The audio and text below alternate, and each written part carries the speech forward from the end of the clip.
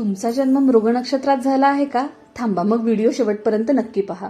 आपल्या नक्षत्र वृक्ष रांगोळी सिरीजच्या 6व्या भागामध्ये तुम्हा सर्वांचं खूप स्वागत. तर नमस्कार मंडळी, मी सुप्रिया. आज रांगोळीसाठी घेतलेलं नक्षत्र आहे मृग. याला मृगशीर्ष असेही म्हणतात. तर याचा आराध्य वृक्ष आहे खैर. खैर हा अत्यंत मजबूत, टिकाऊ आणि औषधी गुणांनी समृद्ध असा वृक्ष मानला जातो.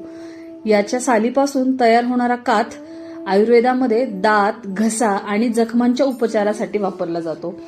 तर या झाडाची फुलं पांढरे आणि शेंगा बिया त्याच्या तपकिरी कलरच्या असतात. तर या नक्षत्रामध्ये ज्यांचा जन्म होतो त्यांचा स्वभाव वर्णन आपण आता पाहूया.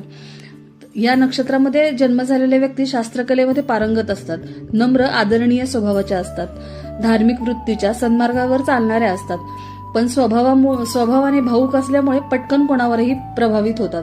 पैशांची बचत करण्याची कला यांना चांगली अवगत असते आणि यांचे विचार अनुयायी असतात.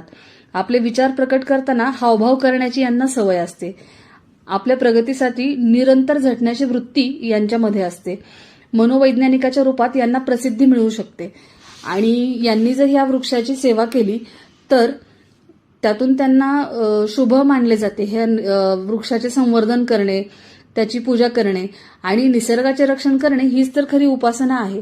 आणि हे नक्षत्र आपल्याला कमेंट करून सांगितलं होतं मीरा जोशीताई यांनी. तर तुम्हाला तुमच्यामध्ये हे गुण आढळतात का किंवा तुमच्या आसपासच्या व्यक्तींमध्ये? हे मला कमेंटमध्ये नक्की सांगा. धन्यवाद.